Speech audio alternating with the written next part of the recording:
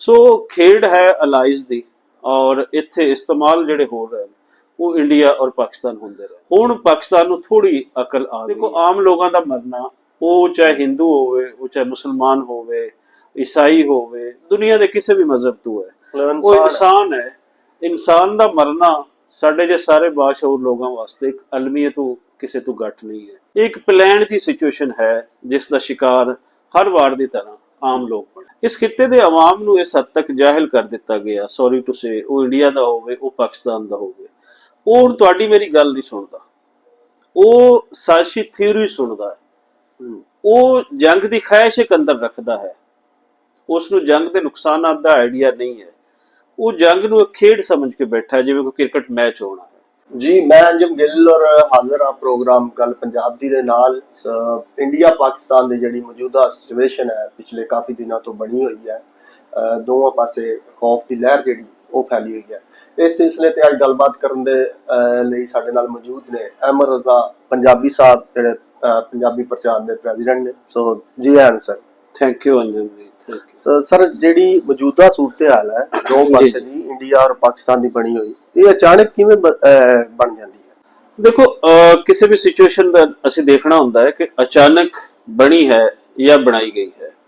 ਇਸ ਖਿੱਤੇ ਦੇ ਅੰਦਰ ਜਿਹੜੀ ਇੱਕ ਚਪਕਲਿਸ਼ ਹੈ ਦੋ ਚੌਧਰੀਆਂ ਦੀ, ਦੋ ਚੌਧਰੀਆਂ ਤੇ ਮੁਰਾਦ ਮੇਰੀ ਇੱਕ ਅਮਰੀਕਾ ਹੈ ਔਰ ਦੂਸਰਾ ਇੱਕ ਖਾਮੋਸ਼ ਚੌਧਰੀ ਜਿਹੜਾ ਚਾਈਨਾ ਹੈ। ਚਾਈਨਾ ਦੀ ਅਗਰ ਅਸੀਂ ਖੂਬੀ ਸਮਝੀਏ ਜਾਂ ਕਿ ਉਹਨਾਂ ਦੀ ਖਾਮੀ ਸਮਝੀਏ ਕਿ ਉਹ ਜੰਗਾਂ ਨਹੀਂ ਲੜਦਾ, ਉਹਨਾਂ ਨੇ ਆਪਣੀ ਇੱਕ ਇਕਾਨਮੀ ਸਟੈਬਲਿਸ਼ ਕੀਤੀ ਔਰ ਆਪਣਾ ਸਭ ਕੁਝ ਉਹਨਾਂ ਨੇ ਬਣਾਉਣਾ ਸ਼ੁਰੂ ਕੀਤਾ।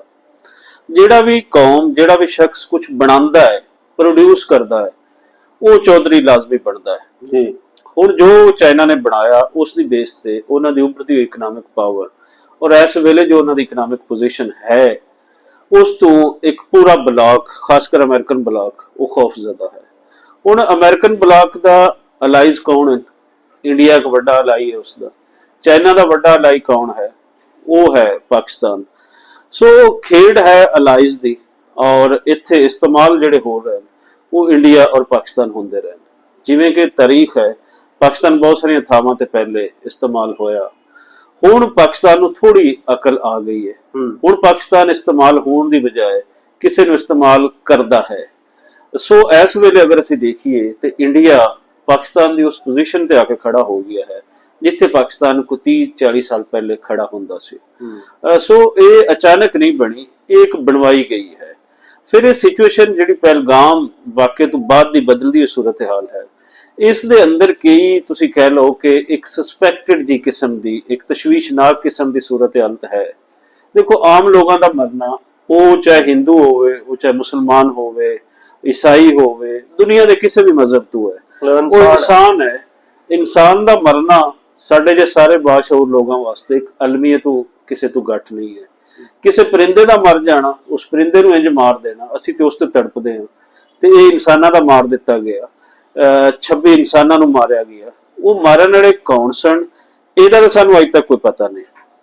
ਲੇਕਿਨ ਉਹਨਾਂ ਦੀ ਬੇਸ ਤੇ ਬਜਾਏ ਕਿ ਇੰਡੀਆ ਦੇ ਅੰਦਰ ਇੱਕ ਵੱਡਾ ਸਵਾਲ ਖੜਾ ਹੁੰਦਾ ਸਿਕਿਉਰਿਟੀ ਦੀ ਸਿਚੁਏਸ਼ਨ ਨੂੰ ਲੈ ਕੇ, ਜਿਹੜਾ ਕਿ ਇਸ ਤੋਂ ਕਿ 1 ਮਹੀਨਾ ਪਹਿਲੇ, 1.5 ਮਹੀਨਾ ਪਹਿਲੇ ਪਾਕਿਸਤਾਨ ਦੇ ਅੰਦਰ ਜਾਫਰ ਐਕਸਪ੍ਰੈਸ ਦੀ ਸਿਚੁਏਸ਼ਨ ਜਿਹੜੀ ਬਣੀ ਸੀ ਉਸ ਨੂੰ ਲੈ ਕੇ ਨਹੀਂ ਬਣ ਪਾਇਆ।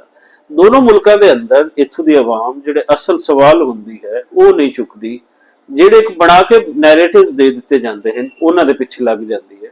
ਸੋ ਇੱਕ ਅਚਾਨਕ ਤੇ ਹੈ ਨਹੀਂ, ਕੋਈ ਇਸ ਨੂੰ ਅਚਾਨਕ ਸਮਝੇ ਹੀ ਨਾ। ਇੱਕ ਪਲਾਨ ਦੀ ਸਿਚੁਏਸ਼ਨ ਹੈ ਜਿਸ ਦਾ ਸ਼ਿਕਾਰ ਹਰ ਵਾਰ ਦੀ ਤਰ੍ਹਾਂ ਆਮ ਲੋਕ ਬਣੇ। ਸੋ ਇਹ ਸਿਚੁਏਸ਼ਨ ਜਿਹੜੀ ਚੱਲ ਰਹੀ ਹੈ, ਜਿਹੜੀ ਫਜ਼ਾ ਬਣੀ ਹੈ, ਇਸ ਦੇ ਵਿੱਚ ਨੈਸ਼ਨਲ ਮੀਡੀਆ ਔਰ ਜਿਹੜਾ ਸੋਸ਼ਲ ਮੀਡੀਆ ਹੈ ਉਸ ਦਾ ਕੀ ਰੋਲ ਹੈ? ਦੇਖੋ ਜਿੱਥੇ ਚੱਕਰ ਹੋਏਗਾ ਨਾ ਮੀਡੀਆ ਦਾ, ਜੀ ਮੀਡੀਆ ਨੂੰ ਚਾਹੀਦੀ ਹੁੰਦੀ ਹੈ ਹਾਈਪ ਕ੍ਰੀਏਟ ਕਿਵੇਂ ਅਸੀਂ ਕਰ ਸਕਦੇ ਹਾਂ ਕਿਸੇ ਵੀ ਵਾਕਿਏ ਦੀ। ਉਸ ਵਾਕਿਏ ਤੇ ਅਸੀਂ ਸੈਂਸੇਸ਼ਨਲ ਕਿਸਮ ਦੀ ਨਿਊਜ਼ ਅਸੀਂ ਕਿਵੇਂ ਦੇ ਸਕਦੇ ਹਾਂ, ਫੜਕਦੀ ਹੋਈ ਨਿਊਜ਼ ਅਸੀਂ ਕਿਵੇਂ ਦੇ ਸਕਦੇ ਹਾਂ।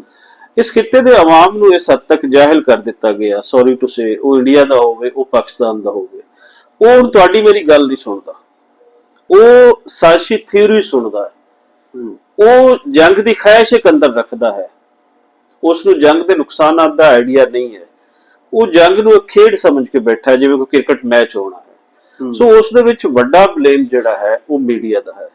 ਮੀਡੀਆ ਦਾ ਅਗਰ ਅਸੀਂ ਦੇਖੀਏ, ਮੈਂ ਇੱਕ ਪੰਜਾਬੀ ਹੋਣ ਦੇ ਨਾਤੇ ਮੈਂ ਗੱਲ ਕਰ ਰਹੀ ਹਾਂ, ਇੱਕ ਆਮ ਇਨਸਾਨ ਹੋਣ ਦੇ ਨਾਤੇ ਮੈਂ ਗੱਲ ਕਰ ਰਹੀ ਹਾਂ। ਇੰਡੀਅਨ ਮੀਡੀਆ ਉਸਨੇ ਜਿਹੜੀ ਸਿਚੁਏਸ਼ਨ ਕ੍ਰੀਏਟ ਕੀਤੀ ਹੈ, ਉਦੋਂ ਤਾਂ ਮੈਨੂੰ ਇੰਜ ਲੱਗਦਾ ਹੈ ਕਿ ਉਹਨਾਂ ਨੇ ਰੇਟਿੰਗਸ ਲੈ ਲਈ।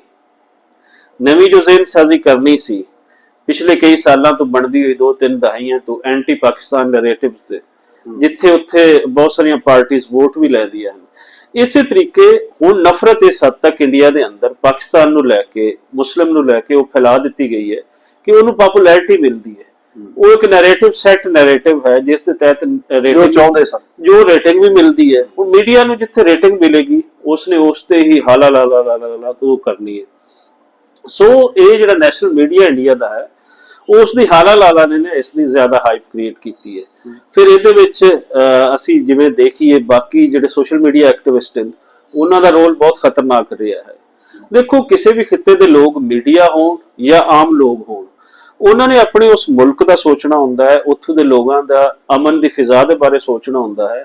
ਜ਼ਾਹਰੀ ਤੌਰ ਤੇ ਜਿਹੜਾ ਅੱਜ ਮੀਡੀਆ, ਨੈਸ਼ਨਲ ਮੀਡੀਆ ਇੰਡੀਆ ਦਾ ਇੰਡੀਅਨਸ ਨੂੰ ਚੰਗਾ ਲੱਗ ਰਿਹਾ ਹੈ, ਥੋੜਾ ਜਿਹਾ ਅਗਲੀ ਲਾਈਨ ਤੇ ਜਾ ਕੇ ਸੋਚਣਗੇ ਤੇ ਉਹਨਾਂ ਨੂੰ ਉਹ ਬੁਰਾ ਲੱਗੇਗਾ। ਬੁਰਾ ਕਿਉਂ ਲੱਗੇਗਾ? ਇਸ ਲਈ ਲੱਗੇਗਾ ਕਿ ਉਹਨਾਂ ਨੂੰ ਜੰਗ ਦੀ ਰਾਹ ਤੇ ਪਾ ਰਹੀ ਹੈ, ਔਰ ਜਿੱਥੇ ਜੰਗ ਦੀ ਰਾਹ ਬਣ ਰਹੀ ਹੋਵੇ ਉਹ ਬਰਬਾਦੀ ਦੀ ਰਾਹ ਹੁੰਦੀ ਹੈ। ਸੋ ਇੰਡੀਆ ਅਗਰ ਕਿਸੇ ਹੱਦ ਤੱਕ ਸਟੈਬਲਿਸ਼ ਹੋ ਚੁੱਕਾ ਹੈ ਤੇ ਉਹਨੂੰ ਮਰਾਏਗਾ, ਉਹਨੂੰ ਬਰਬਾਦ ਕਰਾਏਗਾ ਇਹੀ ਨੈਸ਼ਨਲ ਮੀਡੀਆ, ਇਹੀ ਲੋਕ ਜਿਹੜੇ ਜੰਗ ਦੀ ਖੈਸ਼ ਰੱਖ ਕੇ ਬੈਠੇ ਹਨ।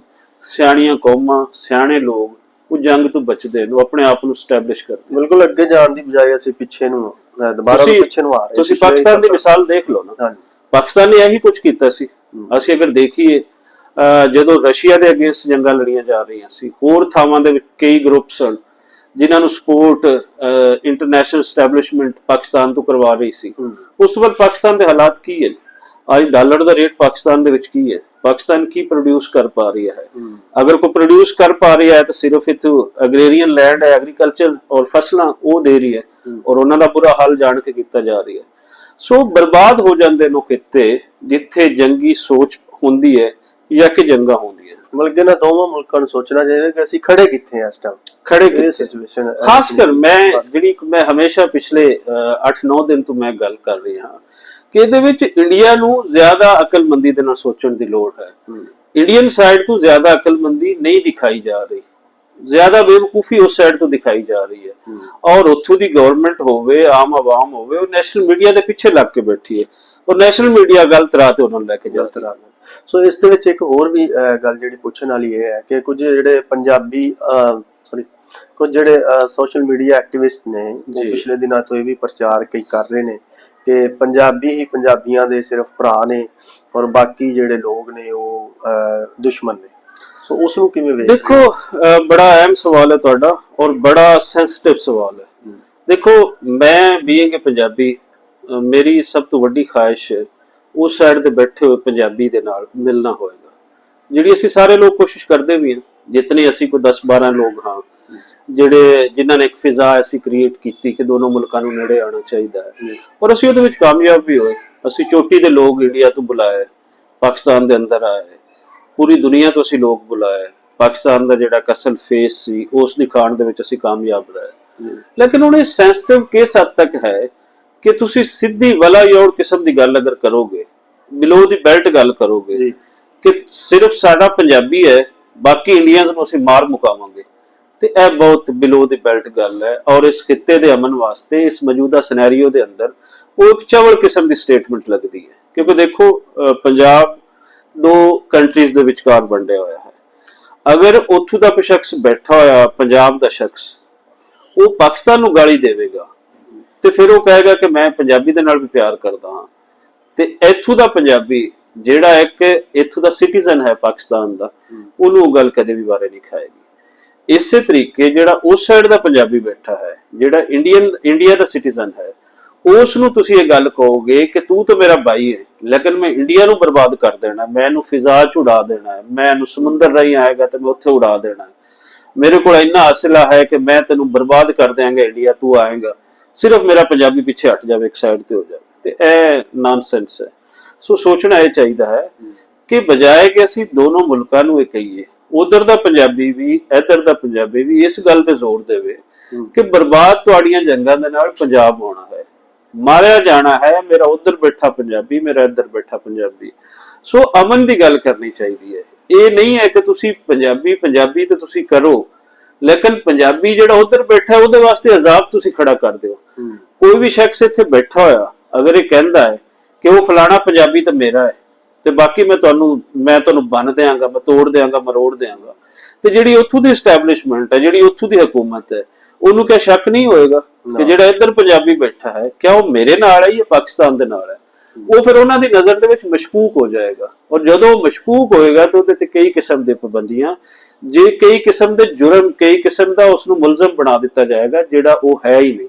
ਸੋ ਇਹ ਬੜੀ ਸੈਂਸਿਟਿਵ ਖੇਡ ਹੈ, ਇਸ ਨੂੰ ਸਮਝਣ ਦੀ ਲੋੜ ਹੈ। ਇਸ ਨੂੰ ਕੋਈ ਪਾਗਲਾਂ ਦੀ ਖੇਡ ਨਹੀਂ ਹੁੰਦੀ, ਤਜਜ਼ਾ ਨਿਗਾਰੀ ਜਿਹੜਾ ਅੱਜਕੱਲ ਸਾਡਾ ਹਰ ਸੋਸ਼ਲ ਮੀਡੀਆ ਐਕਟਿਵਿਸਟ ਉਹ ਰੇਟਿੰਗ ਦੇ ਚੱਕਰਾਂ ਦੇ ਵਿੱਚ, ਵੀਵਰਸ਼ਿਪ ਦੇ ਚੱਕਰਾਂ ਦੇ ਵਿੱਚ ਉਹ ਐਸੀ ਬਲਾਈ ਔਰ ਕਿਸਮ ਦੀਆਂ ਗੱਲਾਂ ਮਾਰ ਰਹੀ ਹੈ ਜਿਸ ਦਾ ਪੰਜਾਬੀ ਦੋਨੋਂ ਸਾਈਡਾਂ ਨੂੰ ਤਾਂ ਨੁਕਸਾਨ ਹੈ ਹੀ ਹੈ। ਇੰਡੀਆ ਔਰ ਪਾਕਿਸਤਾਨ ਦੇ ਆਪਸੀ ਤਲਕਾਤ ਨੂੰ ਵੀ ਲੈ ਕੇ ਹੈ। ਦੇਖੋ ਹਾਲਾਤ ਖਰਾਬ ਹੁੰਦੇ ਰਹਿੰਦੇ ਨੇ, ਉਹ ਸੈੱਟ ਏਜੰਡਿਆਂ ਦੇ ਤਹਿਤ ਕੀਤੇ ਜਾਂਦੇ ਨੇ ਜਾਂ ਕਿ ਵਕਤੀ ਤੌਰ ਤੇ ਹੋ ਜਾਂਦੇ ਨੇ, ਲੇਕਿਨ ਸਾਨੂੰ ਬਲਦੀ ਤੇ ਪਾਣੀ ਪਾਣਾ ਚਾਹੀਦਾ ਹੁੰਦਾ ਹੈ, ਸਾਨੂੰ ਬਲਦੀ ਤੇ ਤੇਲ ਨਹੀਂ ਪਾਣਾ ਚਾਹੀਦਾ। ਸੋ ਜਿਹੜੇ ਤੇਲ ਪਾਣ ਵਾਲੇ ਹਨ ਉਹੀ ਅੱਜਕੱਲ ਵੀਵਰਸ਼ਿਪ ਉਹਨਾਂ ਨੂੰ ਜ਼ਿਆਦਾ ਮਿਲਦੀ ਹੈ, ਜਿਹੜੇ ਪਾਣੀ ਪਾਣ ਵਾਲੇ ਹਨ ਉਹਨਾਂ ਨੂੰ ਸੁਣਦਾ ਕੋਈ ਨਹੀਂ। ਤੇ ਇਸ ਨੂੰ ਸਮਝਣਾ ਚਾਹੀਦਾ ਹੈ ਦੋਨੋਂ ਸਾਈਡਾਂ ਦਾ ਪੰਜਾਬੀਆਂ ਨੂੰ, ਅਮਨ ਦਾ ਜਿਹੜਾ ਪ੍ਰਚਾਰ ਕਰਨਾ, ਅਮਨ ਦਾ ਪ੍ਰਚਾਰ ਜਿਹੜਾ ਕਰਨਾ। ਸੋ ਇਹ ਜਿਹੜੀ ਸਿਚੁਏਸ਼ਨ ਹੈ ਮੌਜੂਦਾ, ਇਸ ਦੇ ਵਿੱਚ ਜਿਹੜੇ ਆਮ ਲੋਕ ਨੇ ਉਹਨਾਂ ਨੂੰ ਕੀ ਕਿਰਦਾਰ ਅਦਾ ਕਰਨਾ ਚਾਹੀਦਾ ਜਾਂ ਅਦਾ ਕਰ ਸਕਦੇ ਨੇ? ਦੇਖੋ ਜਿੱਥੇ ਗੱਲ ਅਸੀਂ ਮੁਕਾ ਰਹੇ ਹਾਂ ਪਿਛਲੇ ਸਵਾਲ ਦੀ ਤੁਹਾਡੇ ਦੀ, ਅਸੀਂ ਉੱਥੋਂ ਸ਼ੁਰੂ ਕਰਦੇ ਹਾਂ। ਕਿਰਦਾਰ ਇਹੀ ਹੈ ਕਿ ਅੰਜਮ ਗਿੱਲ ਅਗਰ ਇੱਥੇ ਬੈਠਾ ਹੈ ਤੇ ਅੰਜਮ ਗਿੱਲ ਤਲਵਾਰ ਲੈ ਕੇ ਇਹ ਨਾ ਕਹੇ ਕਿ ਮੈਂ ਗੌਰਵ ਆਰੀਆ, ਮੈਂ ਤੈਨੂੰ ਪੇਲ ਕੇ ਰੱਖ ਦਿਆਂਗਾ, ਜਿਸ ਤਰੀਕੇ ਨਾਲ ਗੌਰਵ ਆਰੀਆ ਦੀ ਜ਼ੁਬਾਨ ਹੈ।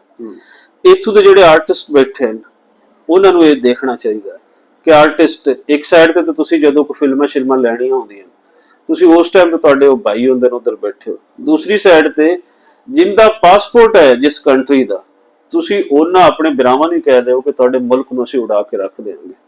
ਇਹ ਗੱਲਾਂ ਗੌਰਵ ਆਰੀਏ ਜੇ ਲੋਕ ਕਰਨ, ਆਮ ਲੋਕਾਂ ਨੂੰ ਅਜ਼ੇਬ ਨਹੀਂ ਦੇਦੀਆਂ, ਔਰ ਇਹਦੇ ਵਿੱਚ ਬਹੁਤ ਜ਼ਿਆਦਾ ਸੋਚਣ ਸਮਝਣ ਦੀ ਲੋੜ ਹੈ। ਪੋਜ਼ਿਟਿਵ ਜੰਗਾਂ ਖੇਡ ਨਹੀਂ ਹੁੰਦੀਆਂ।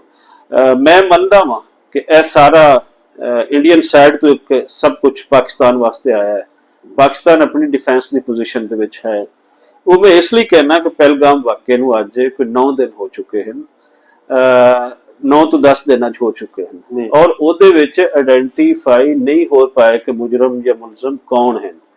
ਸੋ ਇਸ ਸਿਚੁਏਸ਼ਨ ਦੇ ਵਿੱਚ ਕੱਲਾ ਤੁਸੀਂ ਪਾਕਿਸਤਾਨ ਤੇ ਚੜ ਦੌੜਨਾ ਔਰ ਇੱਕ ਸਾਈਡ ਤੇ ਪਾਕਿਸਤਾਨ ਨੂੰ ਕਹਿ ਦੇਣਾ ਕਿ ਤੁਸੀਂ ਸਿੱਧੇ ਹੋਵੋ, ਅਸੀਂ ਜੰਗ ਕਰਨ ਲਈ ਆ ਰਹੇ ਹਾਂ, ਜਿਹੜਾ ਕਿ ਉੱਥੋਂ ਦੇ ਮੀਡੀਆ ਔਰ ਨਵੀਂ ਨਸਲ ਤਿਆਰ ਕੀਤੀ ਹੋਈ, ਚਾਹੇ ਉਹ ਯੂਕੇ ਦੇ ਵਿੱਚ ਬੈਠੀ ਜਿੱਥੇ ਬੈਠੀ ਹੈ, ਉਹ ਇਹ ਜੰਗ ਚਾਹ ਰਹੇ ਹਨ। ਇਹਨਾਂ ਨੂੰ ਇਸ ਤੋਂ ਜੰਗ ਤੋਂ ਬਚਾਉਣਾ ਹੀ ਅਸਲ ਆਮ ਬੰਦੇ ਦਾ ਕਿਰਦਾਰ ਹੈ, ਆਮ ਪੰਜਾਬੀ ਦਾ ਕਿਰਦਾਰ ਹੈ, ਕਿਉਂਕਿ ਸਾਡਾ ਕੰਸਰਨ ਪੰਜਾਬੀ ਹੈ। ਸੋ ਅਸੀਂ ਪੰਜਾਬੀ ਜੰਗਾਂ ਨਹੀਂ ਚਾਹੁੰਦੇ, ਕਿਉਂਕਿ ਹਰ ਜੰਗ ਪੰਜਾਬ ਨੂੰ ਲੜਨੀ ਪੈਂਦੀ ਹੈ। ਬਰਬਾਦ ਕੌਣ ਹੁੰਦਾ ਹੈ? ਪੰਜਾਬ ਹੁੰਦਾ ਹੈ। ਮਰਦੇ ਕੌਣ ਹਨ? ਪੰਜਾਬੀ ਮਰਦੇ ਹਨ। ਘਰ ਕਿੰਨਾ ਦੇ ਉਜੜਦੇ ਹਨ? ਪੰਜਾਬੀਆਂ ਦੇ ਉਜੜਦੇ ਹੁੰਦੇ ਨੇ। ਕਿੰਨੀਆਂ ਜੰਗਾਂ ਤੇ ਇੰਡੀਆ ਔਰ ਪਾਕਿਸਤਾਨ ਲੜ ਚੁੱਕਾ, ਉਹਦਾ ਅਲਟੀਮੇਟ ਨੁਕਸਾਨ ਕਿਸ ਨੂੰ ਹੁੰਦਾ ਹੈ? ਉਹ ਪੰਜਾਬੀਆਂ ਨੂੰ ਹੁੰਦਾ ਹੈ। ਸੋ ਪੰਜਾਬੀਆਂ ਨੂੰ ਤੇ ਇਸ ਜੰਗ ਤੋਂ ਬਚਣਾ ਚਾਹੀਦਾ ਹੈ, ਔਰ ਇੰਡੀਅਨ ਸਾਈਡ ਤੇ ਜਿਹੜੀ ਇੱਕ ਜੰਗ ਮੁਸੱਲਤ ਕਰਨ ਲਈ ਸੋਚ ਹੈ ਉਸ ਨੂੰ ਗਰਮੀ ਨੂੰ ਥੋੜਾ ਘਟਾਉਣਾ ਚਾਹੀਦਾ ਹੈ। ਹਰ ਸ਼ਖਸ ਨੂੰ ਆਪਣਾ ਰੋਲ ਪਲੇ ਕਰਨਾ ਚਾਹੀਦਾ ਹੈ। ਜਦੋਂ ਪਬਲਿਕ ਨਿਕਲ ਪੈਂਦੀ ਹੈ, ਸੋਸ਼ਲ ਮੀਡੀਆ ਅਕਾਊਂਟਸ ਤੁਹਾਡੇ ਕਹਿੰਦੇ ਨੇ ਕਿ ਅਸੀਂ ਜੰਗ ਨਹੀਂ ਚਾਹੁੰਦੇ, ਉਸ ਵੇਲੇ ਸਰਕਾਰਾਂ ਵੀ ਸੋਚਦੀਆਂ ਹਨ ਕਿ ਜਦੋਂ ਪਬਲਿਕ ਜੰਗ ਨਹੀਂ ਚਾਹੀਦੀ ਤਾਂ ਫਿਰ ਅਸੀਂ ਪਬਲਿਕ ਦੀ ਵਿਲ ਦੇ ਅਗੇਂਸਟ ਕਿਉਂ ਜਾਵਾਂਗੇ। ਸੋ ਜੰਗਾਂ ਹੱਲ ਨਹੀਂ ਹਨ, ਆਪਸ ਦੇ ਵਿੱਚ ਬੈਠਣਾ ਹੀ ਹੱਲ ਹੈ। ਔਰ ਜੋ ਰਾਤੋਂ ਰਾਤ ਵਾਗੇ ਬਾਰਡਰ ਬੰਦ ਕੀਤੇ ਗਏ, ਸਾਰੀਆਂ ਪਾਬੰਦੀਆਂ ਇੱਕ ਦੂਸਰੇ ਤੇ ਲੱਗੀਆਂ, ਹੁਣ ਸੋਚਣ ਦੀ ਲੋੜ ਹੈ ਕਿ ਪਾਬੰਦੀਆਂ ਕਿਹਨਾਂ ਤੇ ਲੱਗੀਆਂ? ਇਹ ਸਾਰੀਆਂ ਪੰਜਾਬੀਆਂ ਤੇ ਲੱਗੀਆਂ। ਰਸਤੇ ਕਿਹਨਾਂ ਦੇ ਬੰਦ ਹੋਏ? ਪੰਜਾਬੀਆਂ ਦੇ। ਕਿਉਂਕਿ ਬਾਰਡਰ ਪੰਜਾਬੀਆਂ ਦੇ ਘਰ ਦੇ ਵਿਚਕਾਰ ਹੀ ਬਣਾਇਆ ਗਿਆ ਹੈ। ਇਸ ਲਈ ਅਸੀਂ ਇਹ ਕਹਿੰਦੇ ਹਾਂ ਕਿ ਇਹ ਜਿਹੜੇ ਬਾਰਡਰ ਹਨ ਇਹ ਕਾਇਮ ਰਹਿਣ, ਆਬਾਦ ਰਹਿਣ, ਲੇਕਿਨ ਇਹ ਹੈ ਕਿ ਪੰਜਾਬੀਆਂ ਵਾਸਤੇ ਇਤਨੀਆਂ ਔਖ ਨਾ ਹੋਣ, ਇੰਨੀਆਂ ਮੁਸ਼ਕਲਾਂ ਨਾ ਹੋਣ ਜਿੰਨੀਆਂ ਰਾਤੋਂ ਰਾਤ ਜੰਗੀ ਸਿਚੁਏਸ਼ਨ ਤੋਂ ਫਾਇਦਾ ਚੁੱਕਦੇ ਹੋਏ ਇਹ ਸਾਰਾ ਕੁਝ ਕਰ ਦਿੱਤਾ ਗਿਆ। ਸੋ ਬਹੁਤ ਸ਼ੁਕਰੀਆ ਜੀ ਗੱਲਬਾਤ ਕਰਨ ਵਾਸਤੇ। ਇਹ ਸਨ ਜੀ ਪੰਜਾਬ ਦੀਆਂ ਗੱਲਾਂ ਔਰ ਇਸ ਪਾਕਿਸਤਾਨ ਦੀਆਂ ਗੱਲਾਂ, ਇੰਡੀਆ ਦੀਆਂ ਗੱਲਾਂ, ਜਿਹੜੀ ਮੌਜੂਦਾ ਬਦਲਦੀ ਸੂਰਤ ਹਾਲ ਹੈ ਉਸ ਤੇ ਔਰ ਪਿਆਰ ਮੁਹੱਬਤ ਤੇ ਅਮਨ ਦਾ ਸੁਨੇਹਾ ਜਿਹੜਾ ਉਹ ਸਾਰਿਆਂ ਨੂੰ ਦੇਣਾ ਚਾਹੀਦਾ। ਸੋ ਇਸ ਦੇ ਨਾਲ ਹੀ ਤੁਹਾਡੇ ਕੋਲ ਇਜਾਜ਼ਤ ਚਾਹਾਂਗੇ। ਮਿਲਦੇ ਹਾਂ ਜੀ ਅਗਲੇ ਪ੍ਰੋਗਰਾਮ ਦੇ ਨਾਲ। ਰੱਬ ਰੱਖਾ।